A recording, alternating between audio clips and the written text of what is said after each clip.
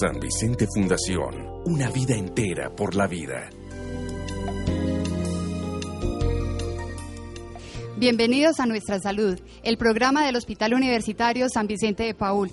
Las conferencias que hace 6 años estamos llevando mes a mes a la comunidad, a todos los que nos acompañan aquí en el auditorio del Centro Comercial San Diego y a todos nuestros televidentes, amigos de Televida. Los médicos especialistas y subespecialistas que preparan las conferencias educativas para ustedes tienen muchísimos consejos, son muy educativas porque quieren que nos cuidemos. Recuerden, la responsabilidad de la salud es de cada uno, no le deje la responsabilidad a otras personas, no se automedique, no vaya donde el vecino, donde el farmacéutico a pedir medicamentos o formulación. Esa es una de las primeras normas de cuidado de salud. Los médicos especialistas entonces insisten mucho en eso, cuídese, el autocuidado, no medicarse, y hay otra fórmula importante. De afecto, comparta afecto. Les aseguramos que esa es una manera muy grande de aliviar muchísimos males. Ahora entonces los dejo con nuestro conferencista del día de hoy, es el doctor Antonio Carlos Toro Obando. Él es médico psiquiatra del Hospital Universitario de San Vicente Fundación y es profesor de la Facultad de Medicina de la Universidad de Antioquia. Y vamos entonces a hablar del tema que nos trae el día de hoy, trastorno afectivo bipolar. Le agradecemos muchísimo al doctor Toro que nos acompaña el día de hoy.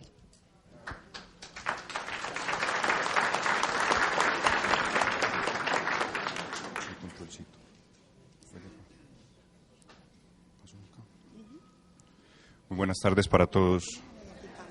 De verdad que es muy agradable pues ver tantas personas acá y el doble de agradable sabiendo que es un tema pues de salud mental que creemos que crea mucho estigma en las personas. Ver tantas personas de verdad que me agrada mucho. El tema de hoy es el trastorno afectivo bipolar. Antes de empezar a hablar del tema, quisiera darles como unos avisos del Hospital Universitario de San Vicente de Paúl.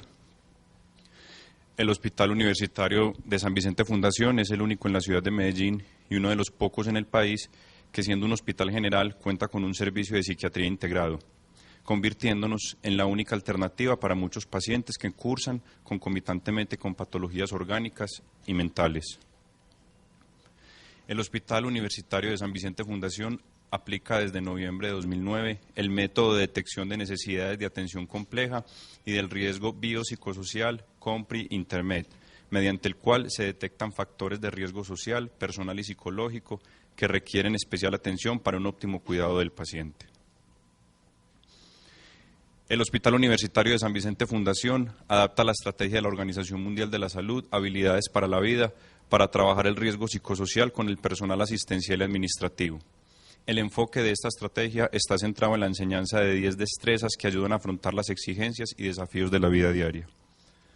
Autoconocimiento, empatía, comunicación asertiva, relaciones interpersonales, toma de decisiones, solución de problemas y conflictos, pensamiento creativo, pensamiento crítico, manejo de emociones y sentimientos y manejo de tensiones y estrés.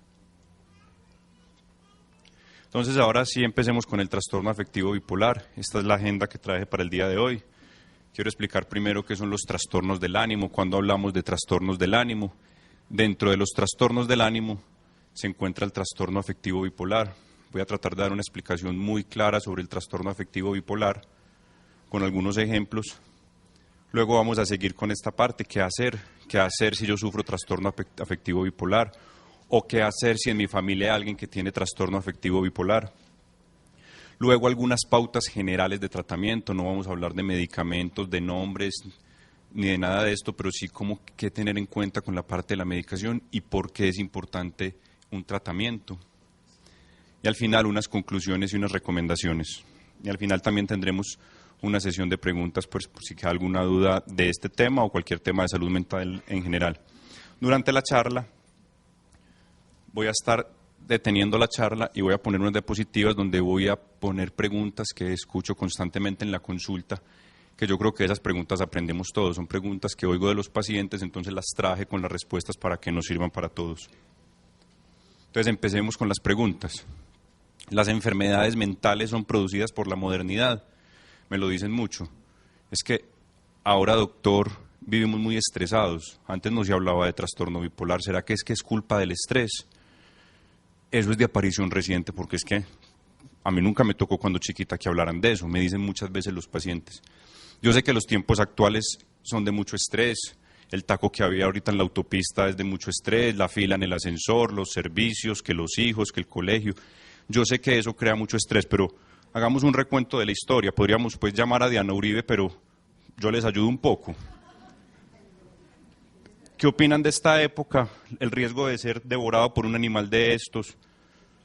Yo creo que el estrés que sentían las personas en esta época era mayor que el de nosotros.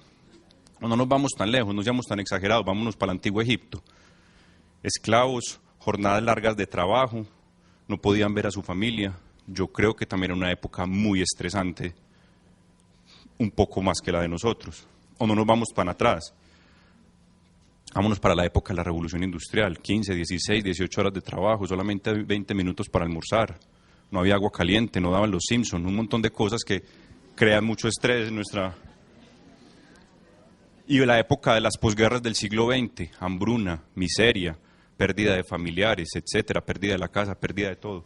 Entonces, yo sé que las épocas actuales son estresantes, pero yo no creo que sean las épocas más estresantes en la historia de la humanidad. Entonces, las enfermedades mentales no son producidas por el estrés actual, son enfermedades que siempre han existido, que de pronto ahora les estamos prestando más atención. Antes eran posesiones demoníacas, o es que era muy raro, o simplemente el paciente no se trataba y punto. Entonces no son de las épocas actuales.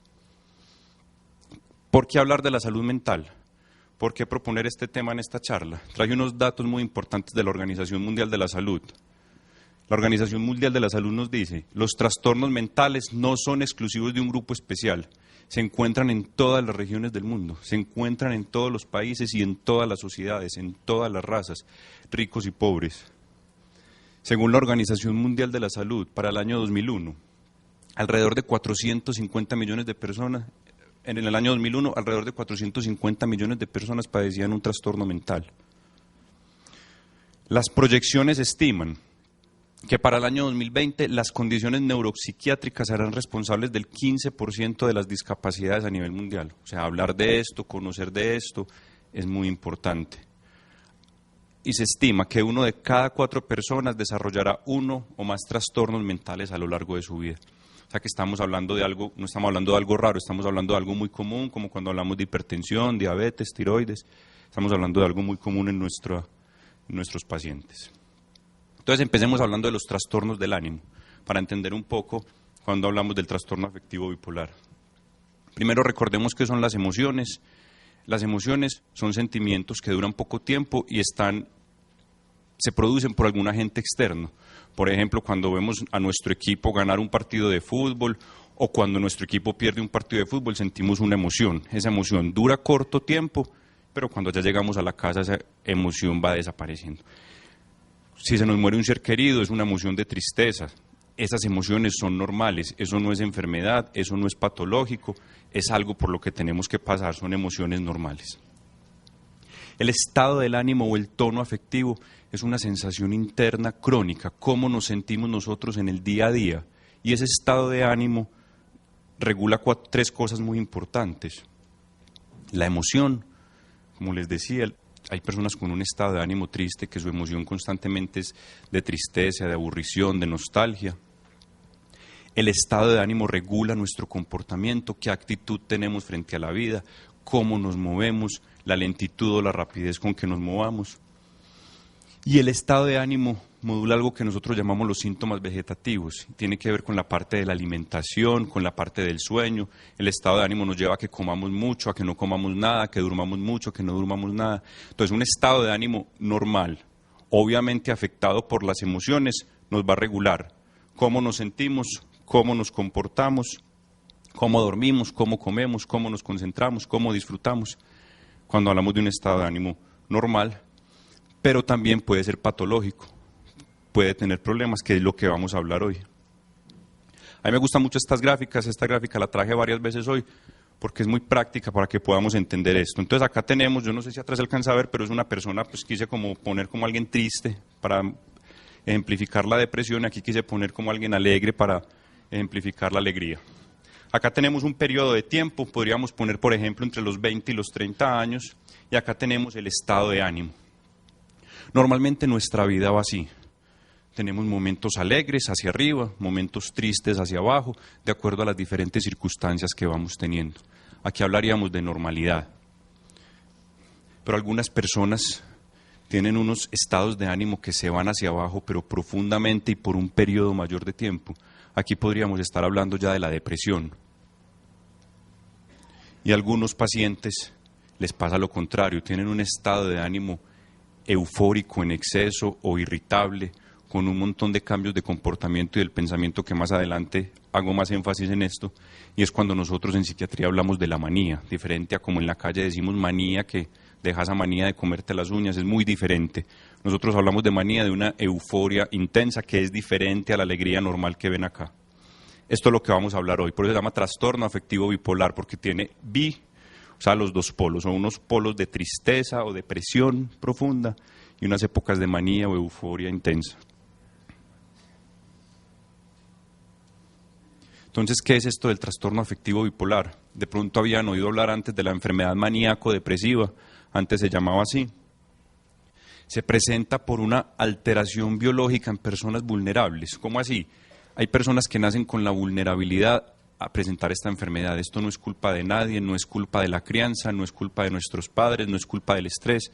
Así como tenemos una vulnerabilidad para ser diabéticos y desarrollamos diabetes, hay personas que nacen con esta vulnerabilidad. Algunos mecanismos del cerebro regulan nuestro estado de ánimo. La línea azul que les mostré, estas personas tienen una alteración en la regulación del estado del ánimo. Es un trastorno crónico. Se presenta por episodios. Crónico quiere decir que dura muchos años, incluso puede durar toda la vida. Se presenta por episodios, o sea, hay veces que el paciente está normal, un estado de ánimo normal, hay veces que está en un estado de ánimo depresivo y hay veces que está en un estado de ánimo eufórico o la manía, como la llamamos nosotros. Y recurrente, esto es muy importante tenerlo en cuenta. Recurrente, ¿qué quiere decir? Que se repite. O sea que yo requiero un tratamiento con mi médico y requiero una medicación para que esto no se me repita, para prevenir que se me repita, porque si no va a pasar esto. Se estima que entre un 2 y 5% de la población mundial sufre algún trastorno bipolar, o sea, de 100 personas, 5 sufren algún tipo de trastorno bipolar. Puede aparecer en cualquier momento de la vida, tenemos casos de adolescentes, de niños, tenemos casos de personas adultas mayores, pero en general se presenta, los primeros síntomas aparecen entre los 15 y los 25 años. Y como les decía, presenta episodios o fases, la manía o la hipomanía, la depresión, unos estados mixtos que son una mezcla de manía y depresión, y las fases de remisión. Vamos a hablar un poco de cada uno de estos. Este cuadro, pues creo que van a tener pesadillas con él, pero para que nos quede bien claro, el estado de ánimo normal, con sube y bajas normales, pero las personas con el trastorno afectivo bipolar tienen una alteración en la regulación del estado del ánimo. Entonces, miren que sus sube y bajas son muy diferentes, son muy pronunciados por un periodo mayor de tiempo, y esto lleva a una mayor alteración en la vida del paciente. Entonces empecemos hablando de la primera fase. No es la que aparece primero, hay veces aparece primero la depresión, pero puse esta de primero, pues, pero no tiene ninguna importancia el orden. Se llama la manía, una elevación patológica del estado del ánimo. Creo que ya me están odiando por el cuadro, pero es esto. Este es el tono normal y es una elevación patológica del estado del ánimo. Hablemos un poco de la manía. Por un periodo prolongado de tiempo, de una intensidad distinta a la normal, los pacientes refieren una euforia o una alegría intensa.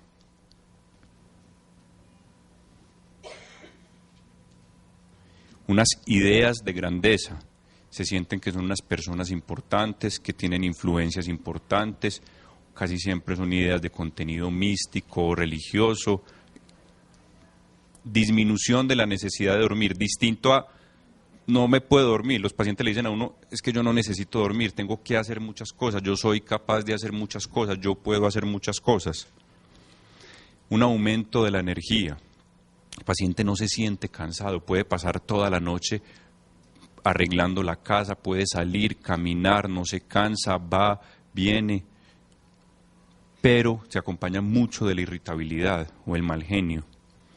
Lo de la energía, la hiperactividad, pueden hacer muchas cosas que normalmente no hacían. Y esto es muy característico, los pacientes nos dicen que sienten los pensamientos acelerados, más rápido de lo que lo pueden digerir o que lo pueden procesar, entonces sienten un pensamiento y otro pensamiento y otro pensamiento. Otros síntomas de la manía, más conversadores de lo habitual. Hay veces le dicen a uno, hay veces es difícil entender lo que están diciendo, hay veces es difícil seguir el hilo de la conversación de lo rápido que hablan. Aumento de la sociabilidad. Empiezan a involucrarse con grupos sociales que antes no se involucraban, empiezan a hacer salidas que antes no hacían, a involucrarse con personas que no tenían ningún contacto, socializan más fácilmente, muchas veces acompañado esta sociabilidad de consumo de alcohol y sustancias. Aumento del gasto económico, generalmente gastos innecesarios.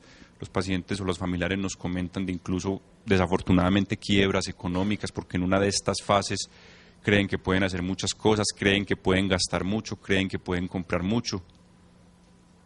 Se imaginan o se involucran en nuevos proyectos, generalmente proyectos grandiosos, generalmente absurdos, como decimos, castillos en el aire, con todas las consecuencias que esto puede traer. Una conducta muy desordenada. Alguien me decía, pero muy bueno no tener tanta energía, pero es que ojalá fuera una energía ordenada, pero empiezan muchos proyectos, no los terminan, se involucran en varias actividades, no las terminan, entonces la conducta es desordenada. Un aumento del deseo sexual con las consecuencias que esto también puede traer. Entonces estos son los síntomas generales de la manía, hay un poco más, pero esto es como el grupo grande. Hay unos pacientes que presentan la hipomanía, que es como una manía leve, como una manía suave, que también se las voy a explicar acá. No es tan llamativo, no baja tanto la curva, no sube tanto la curva como les mostré. Nosotros vemos, por ejemplo, que casi siempre cuando aparece la manía se requiere la hospitalización del paciente. Acá no se requiere la hospitalización del paciente. Puede aparecer sin ningún desencadenante. También puede durar varios días o semanas. Doctor, pero entonces, ¿por qué va a tratarme usted esto si yo me siento bien? Y usted me dice que es más suave. Porque si no lo tratamos tiende a empeorar. Y si no lo tratamos también puede traer algunas consecuencias graves para el paciente y la familia. Como les decía, suele resultar agradable, pero nunca es estable y tiende a empeorar.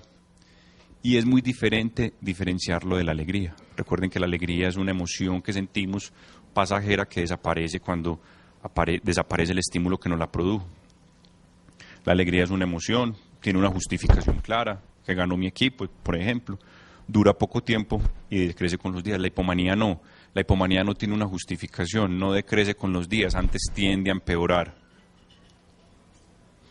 Entonces, algunos síntomas de la hipomanía: aumento de la autoestima, el paciente se siente grandioso, se siente muy bien, exageración de las propias capacidades, sus pensamientos son de grandeza, sus pensamientos son de que puede hacer muchas cosas, que puede involucrarse en muchas cosas, se embarcan en demasiadas cosas al mismo tiempo, pero no logran llevarlas a cabo.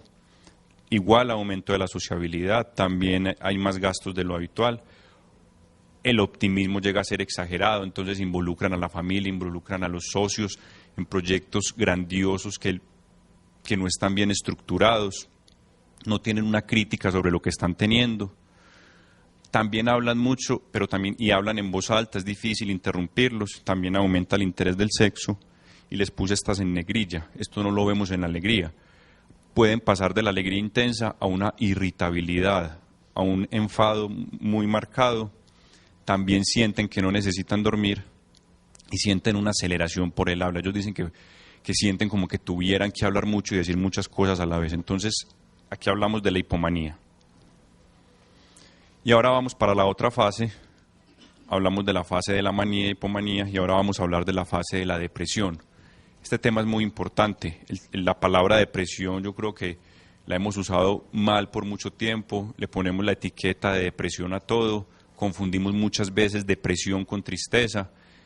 Y cuando verdaderamente estamos deprimidos, no buscamos ayuda, sino que empezamos a buscar varias justificaciones para no aceptar esto y no buscar tratamiento.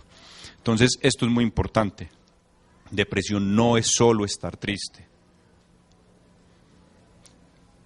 El gráfico, estado de ánimo normal, pero hay pacientes que tienen un bajón en su estado de ánimo, mayor del normal por un periodo prolongado de tiempo. ¿Y qué nos dicen los pacientes? Los pacientes sienten una apatía, una pérdida del interés por las cosas, Algunos pacientes nos dicen, es que a mí ya me da lo mismo, doctor, 8 que 80. Una falta de ilusión, de planes hacia el futuro.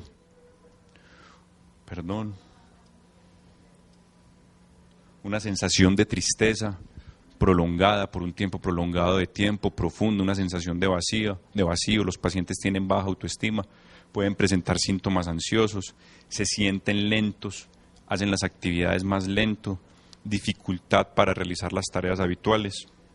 Esta foto la puse a propósito porque quiero darles un ejemplo que algún día un paciente me decía en una fase de depresión. El paciente era pintor y él me decía, es que cuando yo estoy deprimido veo el mundo en blanco y negro, y como yo me expreso a través del arte, yo pinto en blanco y negro en la fase de depresión. O sea, él no estaba triste, todo su mundo lo veía en blanco y negro, todo su mundo lo veía triste y no le estaba poniendo los colores a su vida. Faltas de concentración, muchos pacientes en la depresión nos dicen que ¿será que es que me está dando Alzheimer porque es que se me olvida todo? La depresión produce faltas en la concentración y esto lleva a que nos dé muchos olvidos, deseos de morir, molestias físicas. Muchos pacientes y muchos médicos nos equivocamos en no pensar en la depresión y los pacientes son con muchos dolores físicos, que la cabeza, que el cuello, que la espalda, que el estómago. La depresión también duele. Los pacientes deprimidos nos dicen mucho que les duele el cuello, que les duele la espalda. Un montón de molestias físicas que los médicos no encuentran ninguna causa y se nos olvida pensar que podría ser la depresión. El paciente deprimido o no duerme o duerme mucho y duerme todo el día.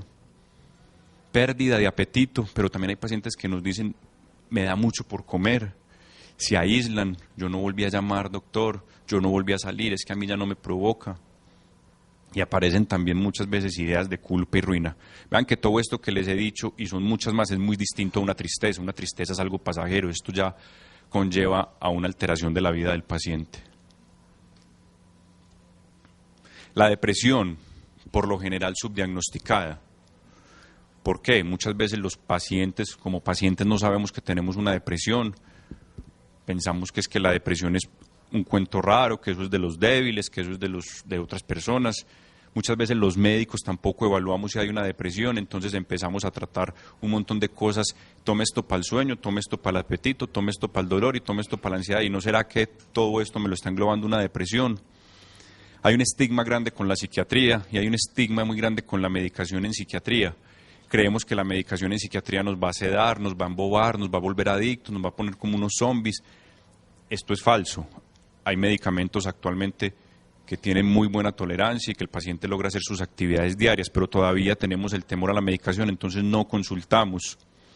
Muchas veces diagnosticamos mal las quejas físicas. El paciente se queja de múltiples dolores y se nos olvida pensar que de pronto es una depresión. Y muchas veces el paciente tiene una enfermedad física real, entonces se lo atribuimos todo a esa queja. Por ejemplo, el paciente tiene un cáncer y está deprimido, entonces le echamos todo al cáncer. Y se nos ocurre pensar que probablemente es que también esté deprimido y esto está empeorando también el cáncer. Y muchas veces la justificamos. Entonces, es que la vida es muy dura, es que la situación está muy difícil y es que ando con muchas deudas, entonces por eso me siento así. Entonces estamos justificando y justificando y justificando y no estamos entonces buscando la ayuda adecuada. Entonces hablamos de la manía o euforia exagerada, hablamos de la depresión, pero también los pacientes con trastorno afectivo bipolar presentan, algunos pacientes, algo que se llaman las fases mixtas, que es una mezcla entre los síntomas de manía y los síntomas de la depresión. Para los médicos algunas veces es muy difícil diagnosticar esto, porque el paciente está acostado, pero nos dice que se siente contento, o está activo, trabajando, se siente activo, pero internamente está triste y llorando, irritable. Entonces muchas veces esta mezcla de los síntomas nos hace difícil el diagnóstico.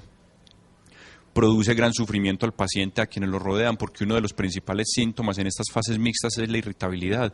Los pacientes se vuelven muy irritables, muy bravos, muy enojados. Entonces esto lleva a que, sin ellos querer, se estén portando de una forma irritable o brava con sus seres queridos y lleva a que tengan dificultades por esto. Como les decía, la ansiedad y la irritabilidad son muy comunes. Y ahora les voy a decir un poco como de síntomas que veo en la consulta. Los pacientes se quejan de mal humor. Como es una mezcla, entonces también tienen la aceleración del pensamiento. Se quejan de inquietud. Se vuelven hostiles. Falta de ilusión. cambios rápidos del humor, uno los ve por la mañana alegres, contentos, animados, y por la tarde ni siquiera se les puede hablar. La habilidad emocional, pueden pasar de la alegría al llanto fácilmente. Insomnio también, y el comportamiento descontrolado. También aparecen mucho las ideas negativas. Entonces aparecen algunos mitos, algunas preguntas que ya están empezando a aparecer en las cabezas de ustedes. Entonces me dicen, ¿será que como Miguel es tan contento, entonces es bipolar? ¿O será que como Diego cambia mucho de ánimo, entonces es bipolar? ¿O será que como Pedro es como raro y se viste como raro, es bipolar? Entonces yo aquí traje a los... Acá tenemos a Miguel. Es muy distinto si yo hablo con la familia de Miguel y me dicen, Miguel siempre ha sido muy contento, Miguel siempre ha sido muy alegre. No tiene por qué ser bipolar, su estado de ánimo es de una persona alegre, tranquila, contenta. Es muy distinto si en la casa me dicen, él es muy callado, muy reservado, y de un momento a otro empezó a hablar mucho, dice que no quiere dormir, sale por la noche, está muy irritable, está haciendo un montón de proyectos grandes, está gastando un montón de plata, está tomando trago, y él no lo hacía. Ahí sí le diría yo, mejor consulte. Pero si Miguel es una persona muy alegre, excelente. Tenemos a Diego House. Diego cambia mucho de ánimo, y yo hablo con la familia y la familia me dice, pero siempre ha sido así, pero nosotros lo sabemos manejar. Eso no quiere decir que Diego sea bipolar. Hay personas que por la ansiedad, por las dificultades laborales, sienten como muchos cambios de ánimo, son inseguros en el trabajo, son muy ansiosos y cambian mucho de ánimo. Eso no quiere decir que Diego sea bipolar. Y yo hablo con la familia de Pedro y me dicen, no, Pedro siempre se ha vestido así. Eso no quiere decir que Pedro sea bipolar. A él le gusta vestirse así, desde chiquito se viste así, desde chiquito le gustan algunos cuentos filosóficos, cuentos raros, muy bien por él. Eso no quiere decir que sea bipolar.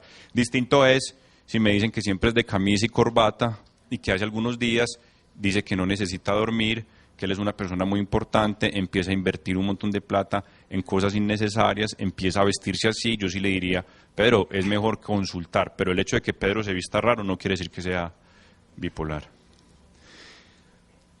Afortunadamente, los pacientes con trastorno bipolar no pasan toda la vida de una fase a otra, que la manía, depresión, también hay unas fases de remisión en las cuales los síntomas de manía o de depresión no están. En este periodo el ánimo se normaliza, pero ojo, no hay que confiarse. No quiere decir que ya me curé y que yo no necesito tratamiento y no necesito asistir a las citas. Actualmente, afortunadamente, existen tratamientos para sacar al paciente de esa depresión y para bajar al paciente de esas etapas de euforia. Una vez logramos que el paciente entre en remisión, no quiere decir que hay que suspender el tratamiento. Antes acá es cuando tenemos que estar más cuidadosos porque tenemos que mantener la enfermedad dormida. Esto es muy importante, la enfermedad está dormida pero no está curada. El hecho de que estemos en una fase de remisión no quiere decir que ya nos curamos. Y entonces, ¿cómo la mantengo dormida? Muy importante, cuando el paciente se encuentra en una fase de remisión, debe continuar con los medicamentos y debe continuar con los controles por su médico psiquiatra periódicamente. Cuéntele a los médicos los síntomas que usted siente, por irrelevantes que puedan parecer. Estas etapas de manía y estas etapas de depresión no aparecen de un día para otro. El paciente empieza a sentir cositas, empieza a sentir que no necesita dormir, empieza a sentir que está hablando mucho, empieza a sentir los pensamientos acelerados, o cuando se está deprimiendo empieza a aislarse, empieza a irritarse. Entonces, cuéntele al médico todo eso para evitar una crisis nuevamente. Como decíamos al principio, no se automedique. Si su vecina toma fluoxetina, a usted no le sirve la fluoxetina. Si su vecina toma hierba de San Juan, usted no tiene por qué tomar hierba de San Juan. Si su vecina toma OK, usted no tiene por qué tomar OK. Consulte a su médico y pregúntele bien esto. Evite consumo de licor, tóxicos, o sea, marihuana, perico, todo esto, y cumplir con un patrón de sueño regular. Cuando los pacientes presentan nuevamente una crisis, casi siempre encontramos esto. El paciente empieza a consumir licor o sustancias y hace que se dispare nuevamente la crisis, que se despierte la crisis. El paciente empieza a no tomarse los medicamentos y eso hace que se dispare nuevamente la crisis y el paciente empieza a no dormir, empieza a ponerse trasnochadorcito y eso hace que dispare nuevamente la crisis. Con estas tres cosas podemos asegurar que la enfermedad se mantiene dormida. ¿Qué más puedo hacer yo? Ya tengo, el médico me dijo que tenía un trastorno afectivo bipolar. Yo debo aprender a autoobservarme y mi familia también debe aprender esto. ¿Cómo así? Esta es la mejor manera de prevenir las recaídas. Preste atención al sueño. ¿Cuántas horas duerme usted regularmente? Y pregúntese, ¿será que últimamente está durmiendo menos? ¿Será que usted siente que no necesita dormir? O los familiares, preguntémonos, ¿será que se está levantando más temprano a hacer cosas y cada vez está más seguido esto? Los pacientes tienen que aprender a conocerse muy bien y los familiares también y siempre estarse preguntando, ¿será que últimamente estoy discutiendo más? ¿Será que estoy hablando más? ¿Será que siento los pensamientos más acelerados? ¿Será que ya estoy más bromista y las charlas ya están siendo pues como pesadas? O lo contrario, ¿será que me estoy aislando? ¿Será que esta tristeza ya lleva muchos días y como que me estoy poniendo irritable? ¿Será que, hombre, ni siquiera he jugado Amigo Secreto en la oficina, yo que siempre jugaba? Siempre tenemos que estar autoobservándonos para detectar estos síntomas iniciales. ¿Qué más puedo hacer? Algunos otros tips. Se sabe que tomar el medicamento adecuadamente me previene las recaídas. La mejor forma de yo prevenir una recaída es cumplir con los medicamentos. Antes de tomar cualquier otro medicamento, consulte a su médico. Lo vemos mucho en la consulta. Tenemos siempre un familiar en Estados Unidos que nos manda unas vitaminas o compramos algún producto natural y no sabemos bien qué contiene esto. Cualquier cosa, preguntémosle al médico. Y si otro médico nos manda un medicamento, digámosle a ese médico, vea, yo estoy tomando algunos medicamentos para el trastorno afectivo bipolar, porque puede haber interferencia con los medicamentos. Algunos medicamentos, que no es la idea pues traer nombres acá a la conferencia, pero algunos medicamentos que se utilizan para el trastorno afectivo bipolar requieren unas mediciones periódicas en sangre. Mantengamos esto al día, recordémosle al médico, si el médico de pronto se le olvidó, mantengamos siempre bien estos niveles al día para prevenir nuevamente una recaída. Aparecen más mitos y más preguntas. Doctor, ¿las terapias alternativas son eficaces? Hasta el momento, no. Hay muchas terapias alternativas que los pacientes usan, Reiki, cromoterapia, homeopatía, cuarzo, cama magnética, se me olvidan otras. Esto sirve para otras cosas que yo no sé cuáles son, pero no sirven para el trastorno afectivo bipolar. Si usted las quiere usar, consulte a su médico, pero no suspenda los medicamentos para el trastorno afectivo bipolar, que esto no le ayuda. ¿Los medicamentos pueden crear dependencia? En general, no. Los medicamentos que utilizamos para el trastorno afectivo bipolar no crean dependencia. Algunas veces, por otros síntomas, utilizamos algunos medicamentos que usados irresponsablemente pueden ocasionar dependencia, pero los que usamos para el trastorno afectivo bipolar no crean dependencia. Algunos pacientes nos dicen, pero es que no quiero estar como un zombi o dormido todo el día. Hable esto con su médico. Tenemos muchos medicamentos, tenemos muchas opciones terapéuticas, algunos dan sueño, algunos no dan sueño. Hable con su médico, que él le exponga cuáles son los tratamientos disponibles y escoja el mejor medicamento para usted. En general los medicamentos no lo van a poner como un zombi, ni hablar enredado, ni nada de estas cosas. Esta pregunta también es muy común. Bueno, ¿y yo por qué tengo que recibir tratamiento si ya estoy en la fase de remisión? Si ya estoy tranquilo, si ya estoy bien. Porque se sabe, como les dije al principio en las primeras diapositivas, el trastorno bipolar es una enfermedad crónica y recurrente, o sea que sin tratamiento la enfermedad tiende a repetirse y cada vez son más fuertes los episodios y cada vez pueden ser más largos los episodios. Entonces, si yo no quiero que esta enfermedad se repita, es mejor recibir un tratamiento. Se sabe, lo hemos visto y se ha investigado, los pacientes que reciben un tratamiento después de muchos años y no se trataron, y nos ponemos a mirar la historia de la vida de ellos, encontramos que presentaron más dificultades en las relaciones sociales, divorcios, separaciones, más dificultades en las relaciones sentimentales también con la pareja, presentaron más dificultades laborales, múltiples empleos, múltiples despidos, y uno se pone a mirar y coincidían con las etapas en que aparecían las crisis. Mayores problemas económicos. Recuerden que en la manía hay un gasto excesivo generalmente de cosas innecesarias, construimos castillos en el aire y esto lleva muchas veces a quiebras económicas y también intentos de suicidio o suicidio como tal. Entonces es muy importante recibir tratamiento para yo prevenir que todo esto pase. Bueno, ¿y qué más puedo hacer? El paciente y la familia deben informarse bien, saber bien qué es esto. Por eso me alegré mucho cuando vi tanta gente acá. O sea, es muy importante informarnos adecuadamente sobre el trastorno bipolar. Debemos aprender de la enfermedad, cuáles son los síntomas iniciales, cuáles son los medicamentos, qué riesgos hay que tener con los qué cuidados y qué riesgos hay con los medicamentos, qué efectos adversos. Esto es muy importante también para prevenir las recaídas. Bueno, doctor, ¿pero dónde me informo? En Internet. Sí y no. ¿Ustedes saben quién es este señor? Lo encontré en Internet. Se llama Harold Camping y dijo que el 21 de mayo del 2011 se acababa el mundo. Entonces, Internet sí y no. En Internet hay muchas cosas. Afortunadamente no se acabó, pero muchas personas lo siguieron. Entonces, hay que saber, yo les traje algunas páginas recomendadas de Internet que tienen muy buena información sobre el trastorno afectivo bipolar. La primera se llama Asociación Colombiana de Trastornos del Ánimo. Más adelante les voy a mostrar la página. La dirección es, no sé si la alcanzan a ver o la quieren copiar, es www.isbdcolombia.com.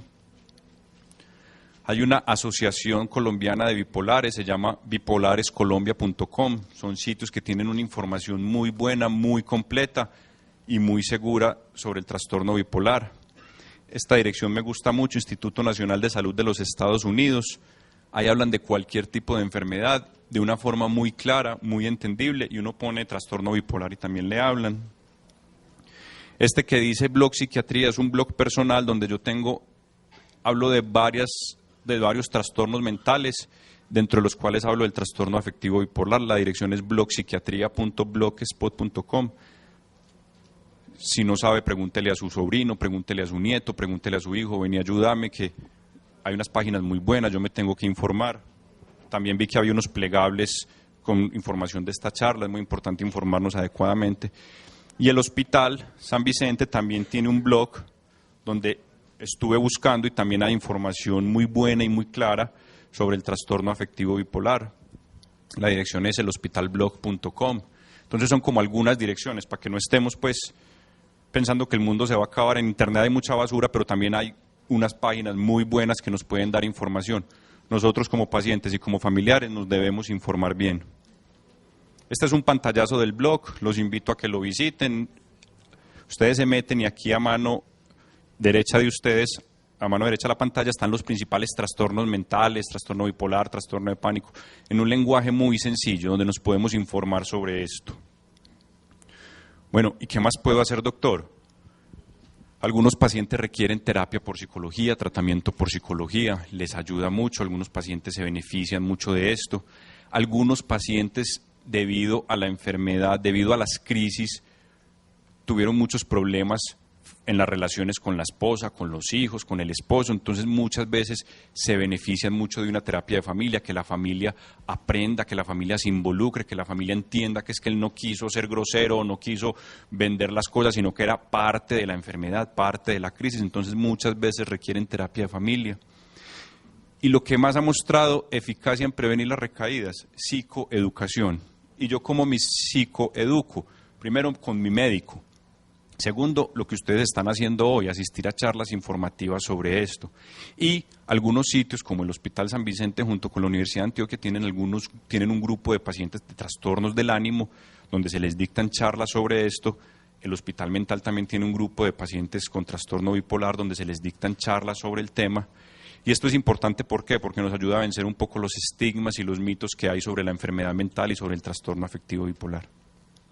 Insisto con esto, vincular a los familiares en todo esto es muy importante. Les recomiendo esta página que es de la Asociación Colombiana de los Trastornos del Ánimo. La dirección es isbdcolombia.com. Ustedes se meten a esta página y allá donde dice pacientes y familia, le dan clic y aquí donde dice que es trastorno bipolar pueden descargar un manual excelente sobre el trastorno afectivo bipolar, sobre los síntomas de recaída. Se les descarga el computador totalmente gratis. Y también los invito a que la visiten, porque el pasado 27 de agosto, esta Asociación Colombiana de Trastornos del Ánimo hizo el primer encuentro de pacientes y familias, donde se habló de qué hay de nuevo en el trastorno afectivo bipolar. Fue una charla que tuvo pues mucho público, muchas preguntas, una charla pues muy enriquecedora y se va a seguir haciendo cada año. Entonces miren que hay varias páginas donde nos podemos informar, donde podemos aprender un poco, donde podemos ver dónde hacen las charlas sobre el trastorno bipolar, etcétera. Los últimos mitos para terminar. ¿Es culpable el paciente o la familia de padecer trastorno bipolar? No, nadie es culpable, ni la educación, ni el colegio, ni los amigos, ni la familia de padecer el trastorno afectivo bipolar. Esta es importantísima, pero es que el trastorno afectivo bipolar me disminuye la creatividad, me dicen algunos pacientes. Falso. Los pacientes sin tratamiento pasan por muchas etapas de crisis, los cuales les altera su vida diaria. En la depresión tienen un freno en su vida, dejan de producir, dejan de trabajar, y en las fases de euforia o manía pueden tener muchos gastos y muchas complicaciones en la vida. Entonces, un paciente sin tratamiento no logra hacer una buena utilidad de toda la creatividad que tiene. También se sabe en estudios recientes que en la Universidad de Antioquia que el tratamiento del paciente en trastorno afectivo bipolar, como me protege de las crisis, me protege antes el cerebro. Si yo nunca me trato y paso la vida con muchas crisis, mi cerebro va a sufrir mucho y mi cerebro va a sufrir cada vez más, y esto sí me puede llevar a que se me disminuya la creatividad. Entonces el tratamiento tiene un papel protector sobre mi cerebro. ¿El trastorno bipolar es una enfermedad incapacitante? Falso. Hay pacientes con trastorno afectivo bipolar con cargos importantísimos, pacientes en todas las profesiones, pacientes en todas las ramas que logran llevar una vida completamente normal y desempeñarse muy bien en su vida. Desafortunadamente, algunas veces aparecen crisis en momentos cruciales de la vida, pues si la de una crisis en el examen final o una crisis pues en un quiz de la universidad, pues sí le va a alterar el momento, pero en general, si el paciente recibe tratamiento, si el paciente cumple con todas estas indicaciones, puede desempeñar cualquier tipo de profesión en la vida.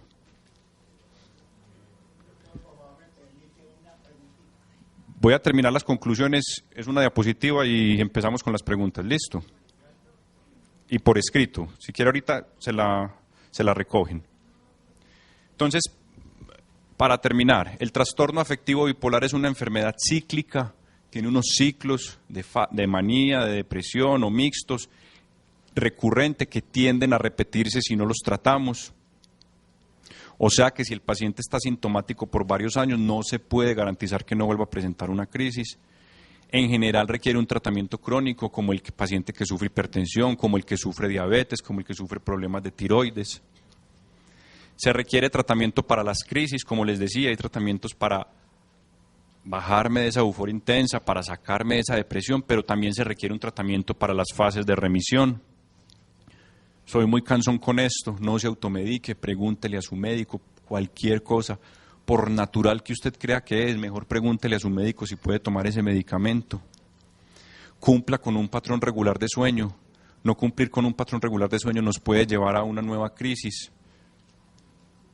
Y sabemos que con tratamiento la evolución generalmente es buena. Los esperamos el 12 de octubre con el tema cómo cuidar al paciente con enfermedades neurológicas. Va a ser también acá a las 5 de la tarde. Muchas gracias. Les dejo mi dirección de correo.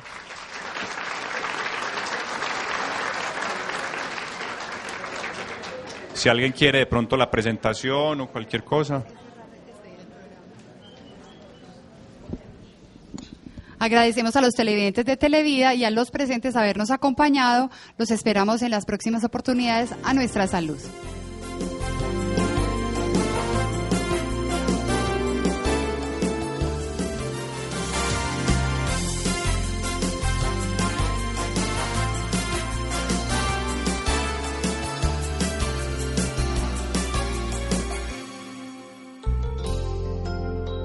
San Vicente Fundación, una vida entera por la vida.